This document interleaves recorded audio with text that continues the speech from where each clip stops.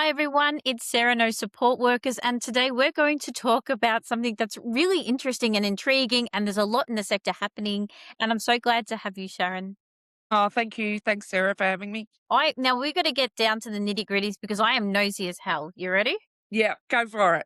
All right. So Ask away. Keely's cause.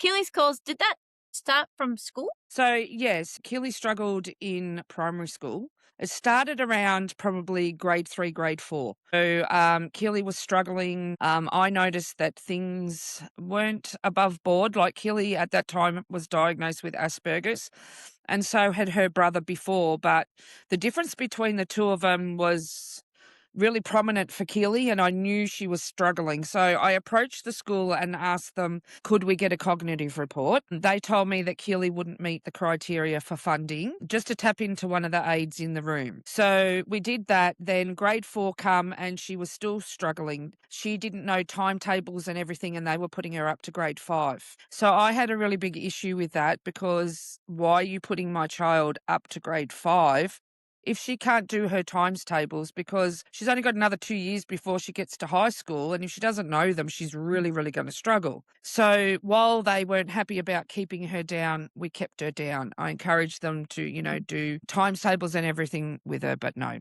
So grade 6, they signed Keeley off grade 6, year 7 ready. But prior to that, the doctors had said that Keeley needed technology to support her. The school decided that they would overrule that, because what would the other parents say if Keeley had an iPad and their kids didn't? And I said, that's like saying to the blind boy that he can't bring in his guide dog because others will want a puppy. Like, Yeah. it's ridiculous, yeah? If you've got a child, no matter who they are, if they need extra supports that help them along the way, then that's what they should get, right? Even if it was only because they had iPads there. So even if it was only a couple of hours or whatever. So then grade 6 come, they signed her off grade 6, year 7 ready. And then we decided to homeschool Keeley, because Keeley was being bullied at school by teachers and by students. And there was only one bus out to Ballarat, and a number of those bullies were on that bus. So you're talking 30, 40 minutes away. If something went wrong, then that's a long way to go and get to her before she's in a state. And we'd been through this with my son in year 7. He was getting engraving pens in his back and being bullied that way. And he was only 15 minutes away. So this was a big concern. So we went into Footscray to the psychology school there that did the reports. We saw them for 5 visits, and then we got Keeley's cause report back. So it came back saying that Keeley had an IQ of 62, functioning at a grade 3-4 level, requiring a full-time aid, and also a mild intellectual disability. Yep. So while that was good in one way, it wasn't in another. So Keeley kind of went through a depression state where she thought she was dumb, because we explained that there was a mild intellectual disability that impacted on her learning. So we went through a couple of weeks, I think, of depression. And then 2 weeks later, she was sitting in the back room under the window, and she just turned to me. She was 13, and she said, you know what, Mum? We have a right to an education as much as anyone else. We have dreams too. And I said, you know what, Keeley? You're absolutely right. And she said, good. I want to start a charity. I want to call it Keeley's Cause. I want to design the logo. I want to find 2 kids that have what I have. I want to raise money through sausage sizzles, and I want to buy them each an iPad. Keeley still never had her own. Then she said, and I want to go global. So I said, well, let me get it off the ground first and register it and see how we go. So we were with the Lions at that time. Well, I still am, but Keeley was a cub. And we went to see them about, how do we do a sausage sizzle to raise money? And they asked us what for. So they decided that they would take Keeley's cause on as a project, which it still is today. So 2 sausage sizzles turned into 59. Creswick Lions found out that Keeley still didn't have her own iPad, and they sponsored hers. We are now 691 iPads. So there's no government funding. We receive none. It's perceived that everyone owns an iPad in the world, so there's no need to fund them. But for kids with autism and intellectual disabilities, and also the specialist schools who aren't funded, unless you've got an iPad, then your child's got nothing. So Keeley decided she was going to bridge the gap. There's not another organisation doing this on a full-time basis. And so she decided she was going to make it her mission to change that. And that's how Keeley's cause became along. Wow, that's Yeah. quite a big story, and I hope you don't mind if I unpacked it a little bit more. Go, unpack it. Unpack it. When she first came to you and said, "I want to do this," did it surprise you that she was quite an advocate in our sector? Yes, because Keeley was a select mutive, yeah? So Keeley, as you saw before, doesn't really get involved in talk. She feels judged a lot because she was bullied for it. So Keeley used to always just pull off me, make me speak on her behalf, yada, yada, yada. So when she came up with this idea, I was kind of taken back, but then I wasn't because of the way the kids are being brought up. I knew that there was some fire in her that she would always find her place in this world somehow. And we just didn't know where or how. And they all do. In one way or another, they all find their way. And she found her niche. Did you expect it to blow up? Did I expect it to blow up? Absolutely Yeah, not. as it has. She said to me, "Will it work?" And I said, "I don't know, Keeley, but I'm going to back you 100%. Going to give it a go. And if it works, it works. And if it doesn't, it doesn't. We can at least say we gave it a go." And here we are, national charity. She's won, I think, 16, 17 awards, 3 of them international. I think it was 2 years ago, she was put on the Victorian Women's Honour Roll as the youngest ever to go on it since 2001. And there's only 735 people on it. So, and then she won the Diana Award in the UK. And I think it's because she's doing something that nobody else is doing, but it comes from lived experience. It's, as she said, she doesn't want anyone to have to go through what she went through. It was hell. So if she can bridge the gap and prevent half of that, then she's made a difference. Yep, 100%.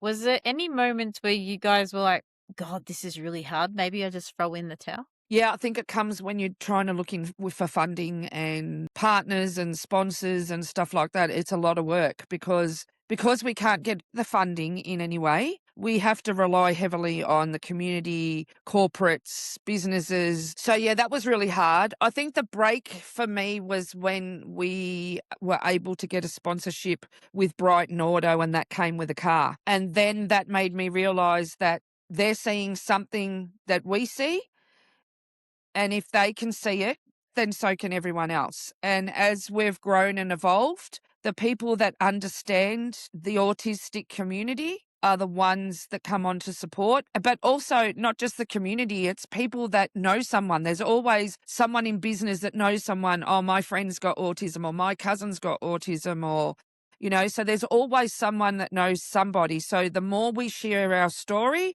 the more people see it, the more people support it. What was the feeling like when you got to give the first iPad to somebody? That was amazing. Her name was Amy. We still see Amy every now and again. Amy, I think she was about, what is she? She's 17 now. And we've been going, 9 years? So she would have been 8. Yep. And Amy was very much like Keeley, struggled. She was like a mini Keeley, struggled with, talking and everything. She's now 17. I think she's past her year 12 already. She's doing amazing work and gone on to do some things that other kids might not normally get.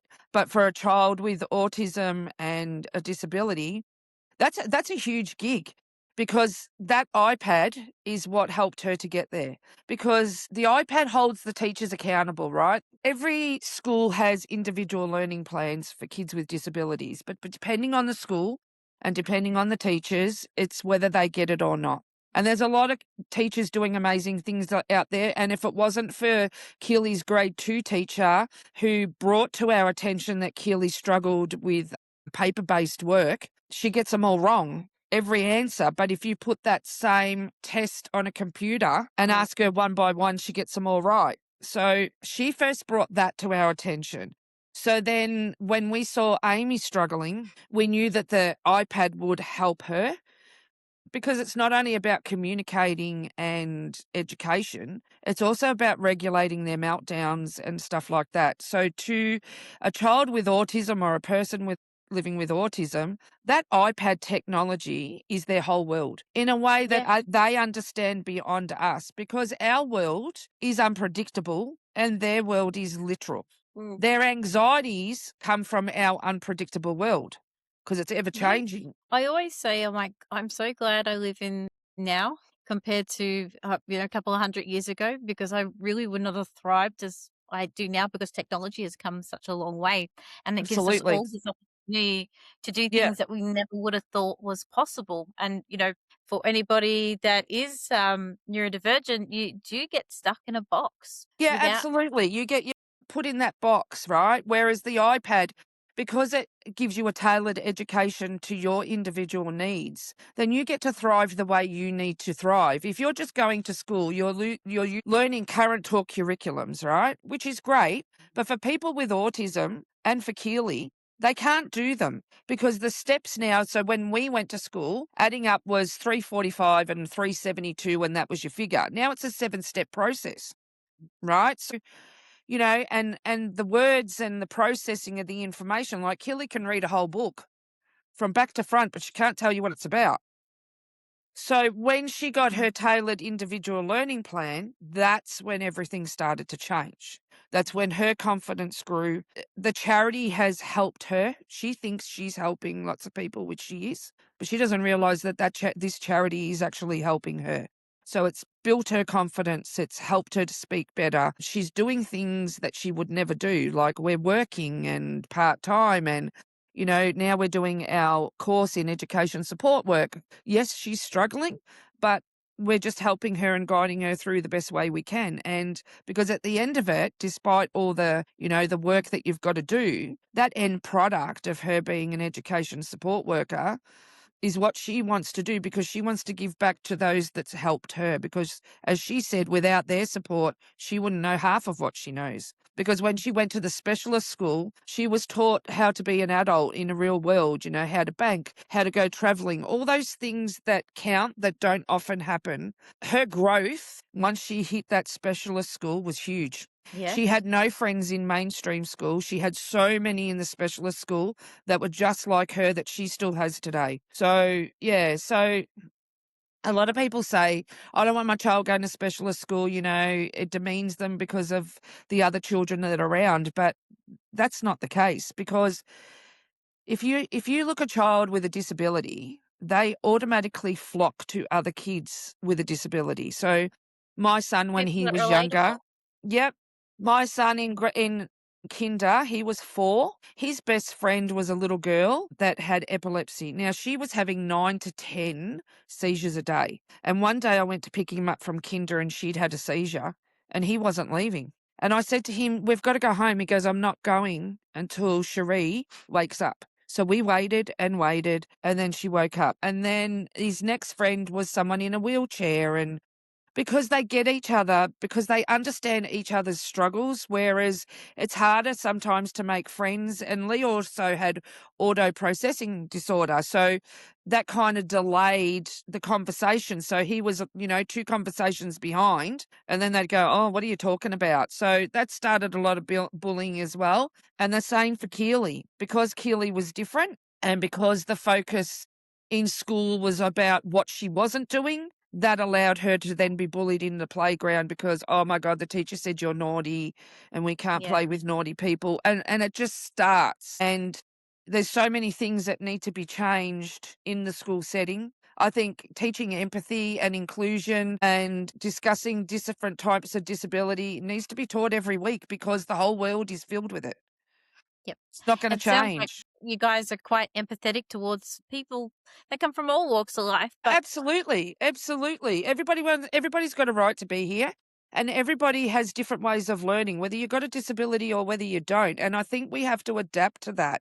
If we're adapting to everything else, we need to adapt to those sorts of things because, as Keely said, everybody has a dream of being someone someday too. yeah. So if you give everybody the opportunity, then there's no reason for everyone to say, I didn't get that because you were given it. It's what you do with it. It's what you do with that opportunity. So at the moment in the NDIS, it's a little bit spicy, and it's Yes. a little bit hard and difficult and everything in between. And getting an iPad can be very difficult under people's plans to have so people can communicate. What are some of the changes families have told you since receiving an iPad for their kids? The biggest change is for a nonverbal family. They get to hear their child's voice where they've never heard it before in communication. Because I've seen so many people walk up to people that are nonverbal and stand in front of them and go, "Hello, can you understand me?" Yeah, they can understand you. They can Yeah. hear every word you say, right? And a lot Wait, of they're sizing parents, you up before you got there, and yep, they're yep, probably yep. already And a lot of automatically got parents, it ticking, thinking this person is not somebody I want to hang yeah, out with. absolutely, absolutely. And there are a lot of parents that think because their child's nonverbal and that they can't hear them speak, that they don't have the options that many have. But if you give that child that is nonverbal technology, the words that come out of their mouth, the things they write, blows you into next heaven.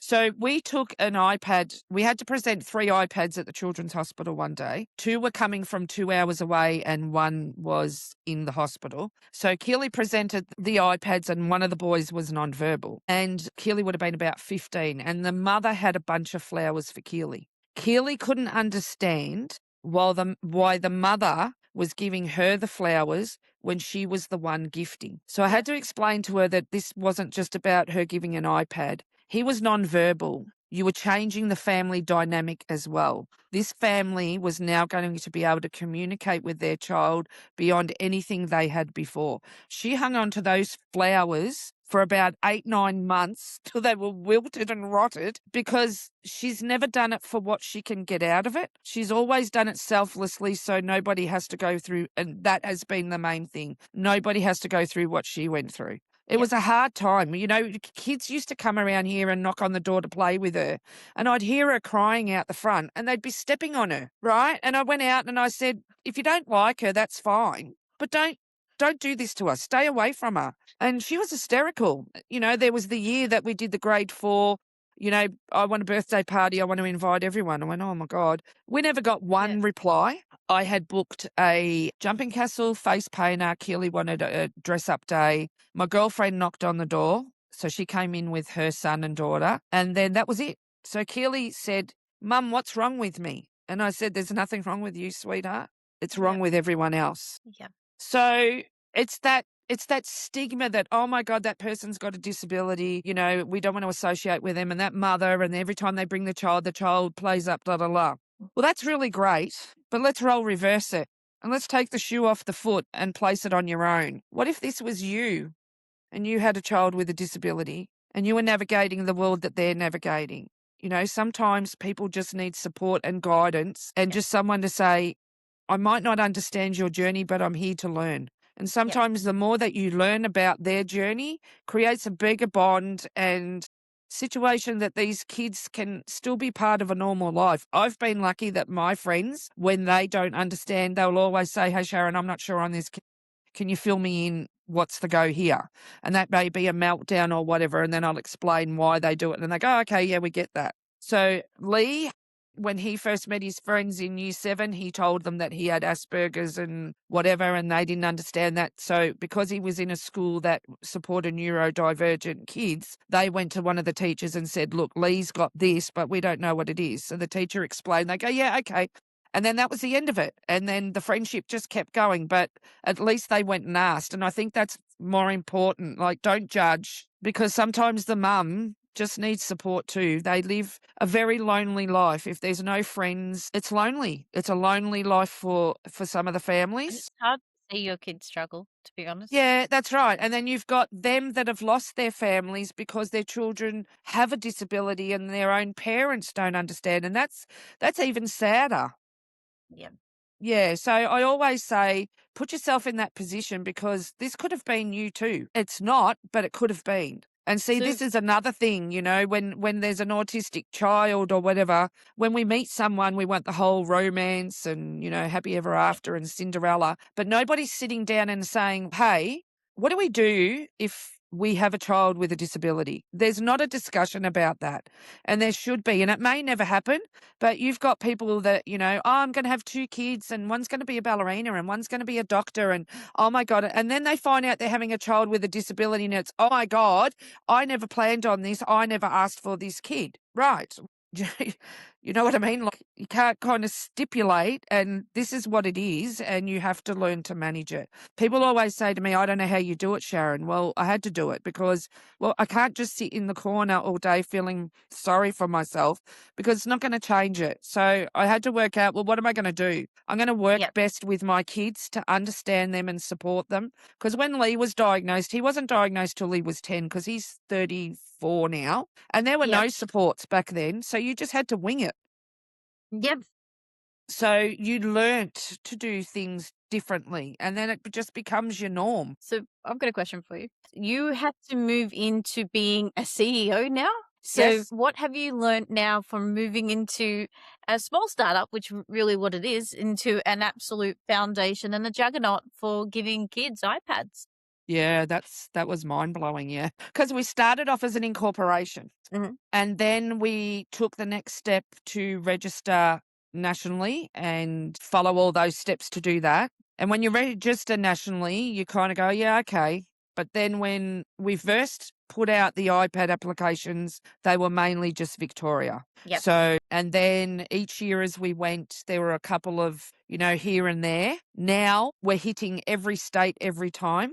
We usually have our iPad applications open for about 2 to 4 weeks. The last round we had to shut after 4 hours because we had over 250 applications. Ooh.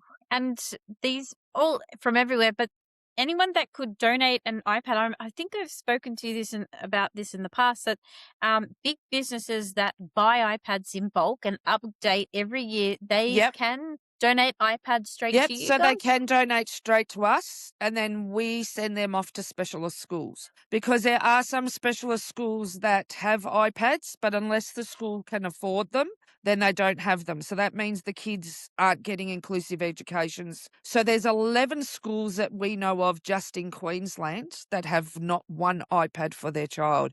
And because Keeley went to her specialist school in Melton, they had iPads. So I just assumed that the government supported it. You know what I mean? It's funded, it's a school, but we found out probably 2 years ago that no, it's not. And that's why we were donated 130 iPads from Fire Rescue Queensland. And they're the ones that have gone out to the specialist schools. So we gave 40 secondhand ones to Ballarat plus 5 new ones. Melton Specialist School got 20. And then we went over to Monash Specialist School and they got 20. So those kind of iPads go there. We have given a couple to family members who are desperate, who can't wait for that next round. Around. So what we normally do is we take the children of whoever we select due to how many iPads, and then sometimes we make them reapply because we don't have any. And last year, we decided not to do that. We decided that because of the volume, we would put them on a wait list. So there's currently 75 plus children on the wait list now, Australia-wide, waiting for iPads. And part of the gala is why we're doing the gala. Last year, we raised 41,800 profit. That brought 51 iPads, and then we had a lot of sponsors that had sponsored a few as well. So, and I think the beauty of Keeley's cause is that we set it up to be a win-win. So nobody loses. So if you sponsor an iPad, you get to meet your recipient and their family. So that's a very special thing. But getting back, because I've gone off jargon as usual, as Sharon does, going from incorporation to national to a director to CEO, yeah, I'm absolutely honoured. For me, that kind of journey, I would never have anticipated that I would even reach those sort of milestones for myself. But that makes me realize that I'm also capable. So the things I often doubted myself that, I couldn't achieve, I'm doing all them and some. I mean, some of the things I'm doing now, I go, wow, who are you? Who's in your body, Sharon? Because the things that are about to come out are absolutely insane. And yeah, I don't know where they got that from. But the journey of, always being the cheerleader for the kids. Mm. I think empowers you back because you're pushing them to be their better selves, that you actually become your own. But iPads are expensive too.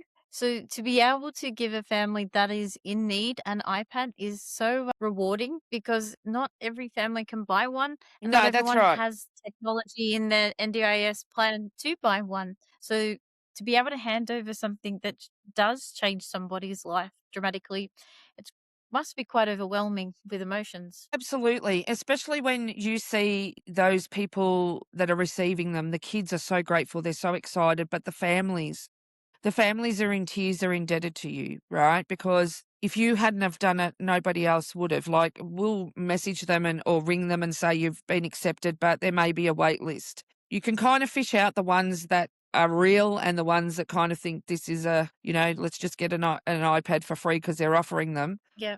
They're in tears. You've Yes. changed their life. They're crying because you see them where others don't. And then you say you may be on a wait list. Well, we don't care how long we wait because we're getting something we would never have had before. Yes. We know it's going to change their lives completely. Yes, we could have done secondhand. We could have done something cheaper. We could have done the whole lot. But the iPad is the tool. The kids that need the prologue to go can go It's only straight on Apple. there. Yeah, Yep. it's only Apple that offers it. So Yep. you are limited to one brand if you need to That's have a right. community That's made. right. That's right. So we decided that Apple is what it would be. So I think it's a more easier platform to understand for people with autism because it's easier to navigate as opposed to going on to something else. And that I struggle with technology. These kids thrive on it. I struggle with it. It does my head in. I don't know if it's the age, and I used to pick on my mum and say she was prehistoric, but yeah, kids are calling me that now. So you've gone through all this stage, you've got to CEO. What made you guys think, "Hey, wouldn't mind putting on a gala?" What Well, was the brainchild behind that? so everyone had said, you're gonna have a gala, and you'd have a gala. No, no, no, no, we're not ready yet. And then last year we kind of went, should we have a gala? We're at a position now that Keeley's cause needs to be celebrated. So it was more about having a gala, but celebrating what we've done, what we've achieved, and everything like that, and putting Keeley at the forefront. So last year's one, Keeley entered the room. She made her grand entrance down the stairway. It was a place to gather and see, what kind of money we would raise. There was 150 people in the room. We capped it at 150. And by God, what a night. So, What a night. what can people expect if they're wanting to attend? So we make it like a celebration, right? So a lot of people go, "Oh, I don't want to come to a gala. They are so boring." And we didn't want to make it boring. So we do our formalities. They have a few laughs along the way, and then come 9:30, it's party and celebrate. So everything's out of the way. In between that, the band gets up, they plays the music, and then once that 9:30 mark comes, it's party hardy. So last year, when you go to a concert and you do an encore for them to come out when they leave, they were doing that at the gala for the band. So we actually got the band back because everybody loved them, and so they're from Brisbane. So two of those guys have been on X Factor and Australian Idol. So 33 Red, they interact with the crowd. The music was great for everyone. Everyone got involved. The money raising, the laughs, the chats, the dancing, I think was the highlight. And the What's most important feedback I got from the women was, "My God, I feel like a princess in here." because it's a Because the Hyatt. Park Hyatt is Yeah. fully marbled. It is stunning. So there is a few people that are like, "I don't want to dress up, Sharon." And then they're like, "Oh my God, I'm so glad I did. I feel like a princess. I feel so elegant." So we were only going to have the one gala. And then there was a call out, "Well, are you going to have another?" So we went, "Yeah, okay, we'll do one more. We'll do an encore performance." So this is our encore because the band's coming back. Yep. Obviously, we have you, Sarah, doing our roving MC, which will be really exciting. I can't wait for that. She I says, "Oh have my to God." live up to the hype. No, no, no. You're all No good. We've pressure. got you. No pressure. No pressure. We just want you to be you, right? We love you as you at your best.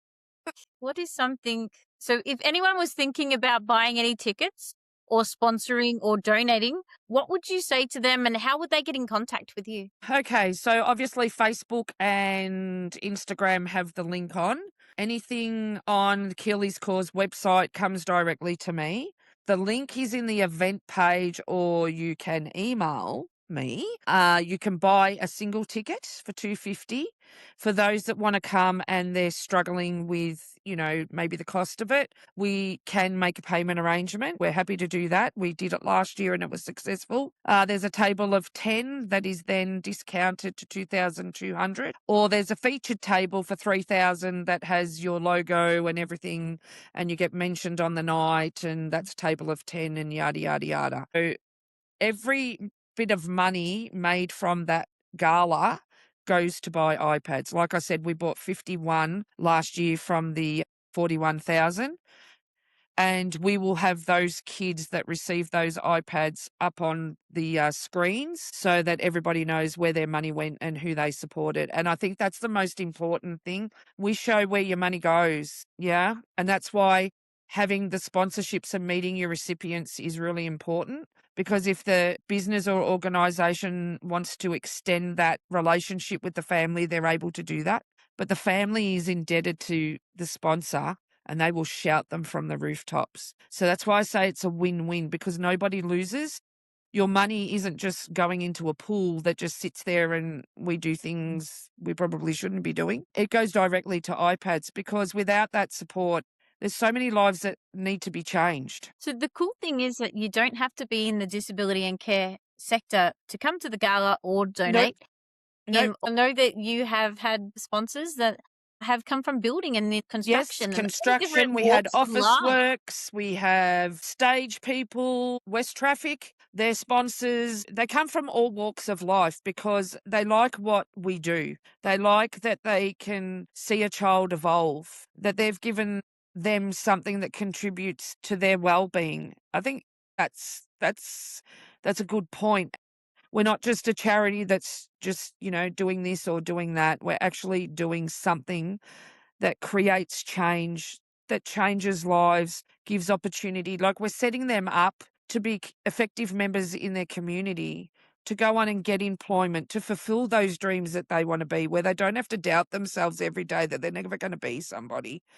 And there's nothing worse than being segregated and feeling that you can't be anyone because society still keeps you down. So at least the iPad and through inclusive education gives them hope. It gives them a drive that they can, do better. So we gave one iPad to a girl over the other side of town. She's now doing animated. Yes. Yeah. Yes, because that was her dream and she could never attain it. But since having the iPad, she's gone leaps and bounds.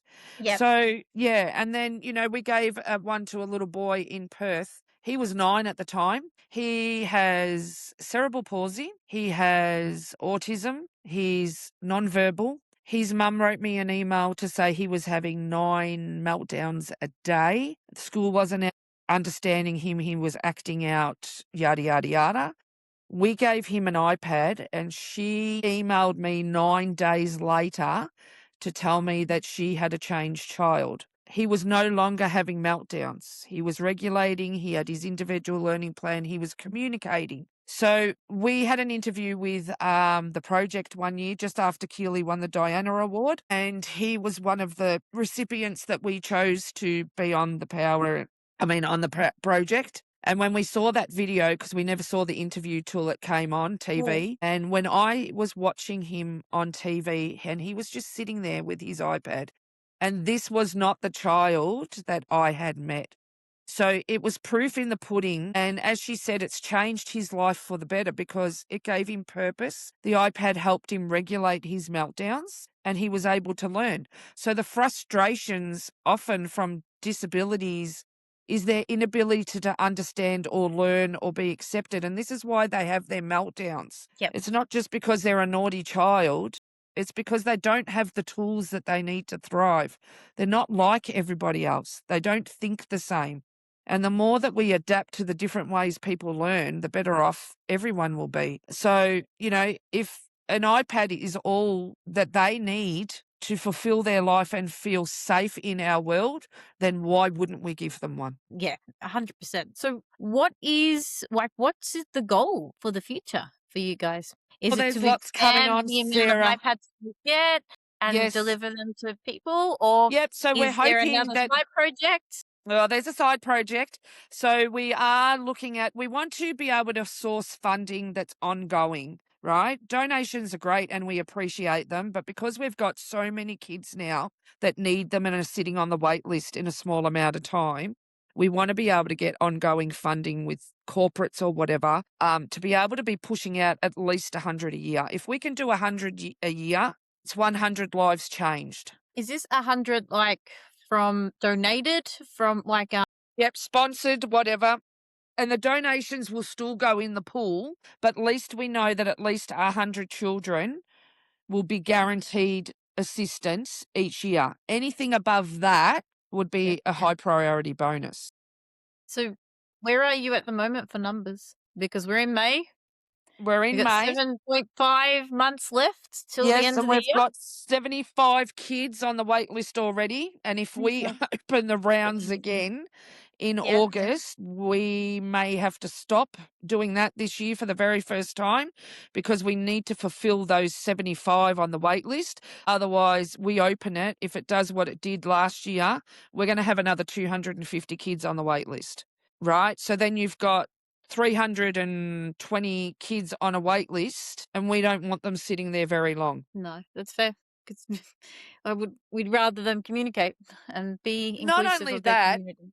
a lot of the kids are still on telehealth appointments because not much changed after COVID. A lot of people are still working from home, but these families can't do telehealth because they don't have the equipment. So not only is NDIS not giving the support, there's still that stigma around the telehealth, but not everybody has the capacity to have the technology.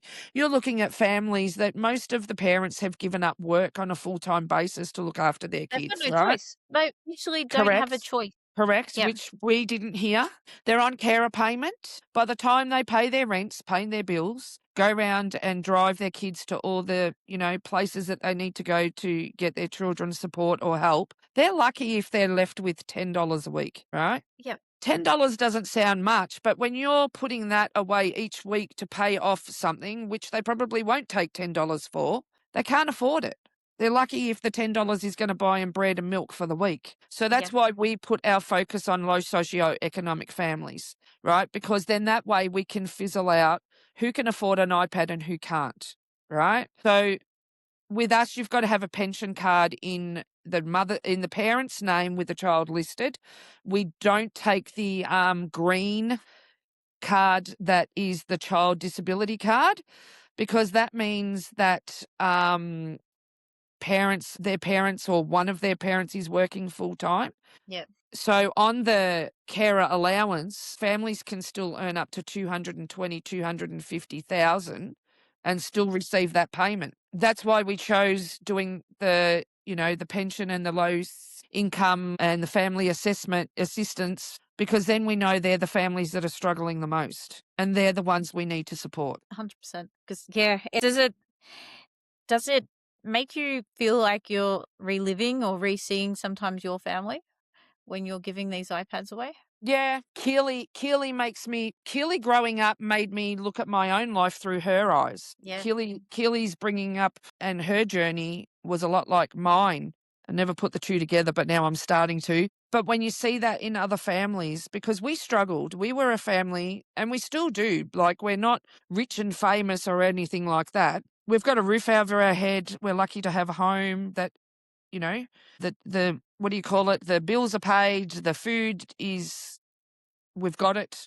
But there's a lot of families out there that don't. And And with I the look, rents and everything that's going up skyrocket, like, yeah, I don't you know how they know, do it. Like, I'll be honest with you, because I'm looking at all what they're funding and how people are getting cut and all that stuff. yeah, And I yeah, remembered a time, probably, oh God, some time ago when I was much more younger and I didn't have so many laughter lines.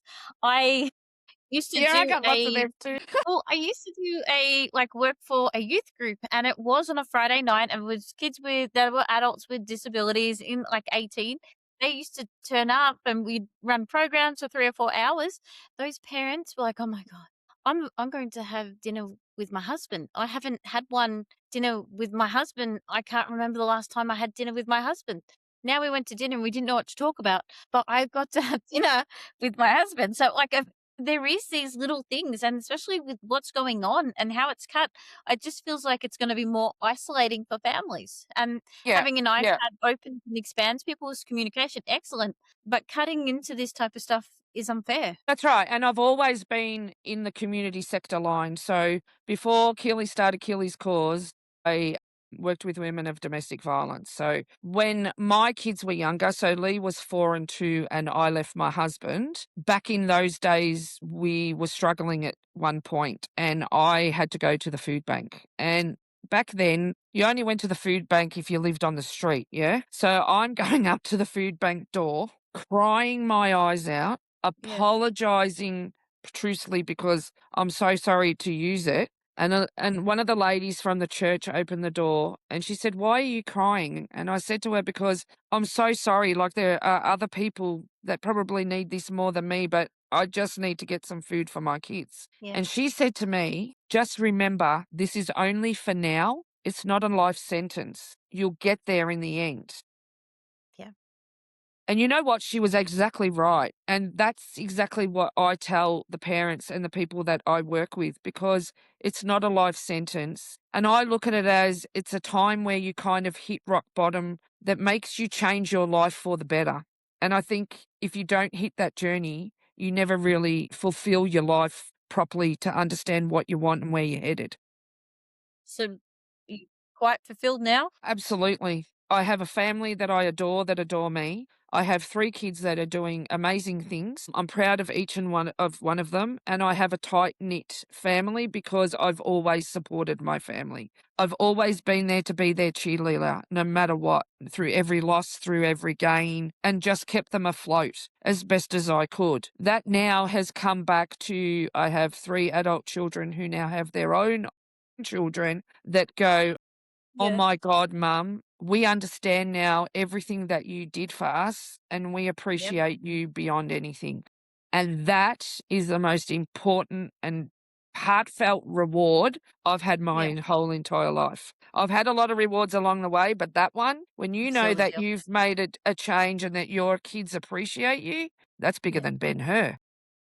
So, anyone listening, is there anything that I have missed when it came to the gala or the organization? No, the gala, you need to be at the gala. If there's one place you're gonna be for a great night out, You get to come hang out and with more me if not. importantly, to let your hair down. What Yep. did you say, What's the sorry? website? My website? The Yep, website the is website. www.keely's Cause, Keely's Yep, Cause on Facebook, Keely's Cause on Instagram. Everything yep, comes directly to me. Every email, every message. So if you need any support or some answers, yep, just yell out as opposed to what's next. There's lots coming for more support for our families and people out there that are neurodivergent or have intellectual disabilities. I think yep, while they talk about an inclusive world, it's a long way off. yep, A long way off. So if we can still, banter and be there to support, because we don't just supply the iPad, we support the family behind the yep, scenes as well. Every year we run a giving day, so we give brand new goods, brand new clothing to any disability family that can get where we are. Brand new Lego, we do that every year because a lot of families are lonely at Christmas. So we make sure that their Christmas is going to be a fabulous one. So we do a lot to remove that loneliness bracket yep. because it is a tough life. I mean, I had to do mine from I had the 2 young kids right up until they were Keely was 12, whatever when she yeah, Lee was 12, 13 when Keely come along, and I just had the 2 kids by myself, so it was just me, single mum, doing it all. Mm. So, yeah. So, Alright. it's been a journey. Yeah, And I would have to say to people that as tough as the road is, being a disability parent, it's the most rewarding one because when you overlook the meltdowns and the troubles that you've got and you have that one amount of love that that child gives to you is priceless. You just gotta work out a way to understand their world. I've been 100% lucky that my kids have taken me into their world and trusted me enough. And what a world it is, and what they see and what we see are completely two different things, but their worlds 100%. are absolutely ritual. So, yeah. So just hang in there. It's a roller coaster ride, but it's one that sometimes you think you wanna throw your hands up in the air, but I wouldn't change mine for the world because my children have made me a better person by understanding their world and their journey. So I've learnt more than I ever anticipated. So, thank you so much for You're this so very podcast. welcome. I cannot wait to be on the D floor on the 20th of I June can't at the wait to see you. Hyatt. Hope you're bringing lots of friends with you, But like it's Sarah. hot. I hope you're booking lots of tables. Can't wait. I'm so excited.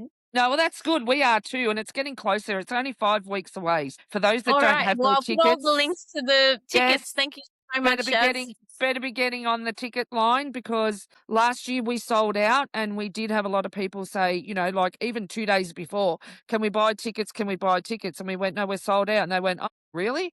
So there's a chance that it will do exactly the same Okay. because it was such a great night and we've got a lot of the same people coming back, but we've also got so many new people that have heard what was a fun event last year that they missed out that they were signing up for this year, so they didn't miss out. So this will be our last gala for a couple of years because we don't want to do one every year.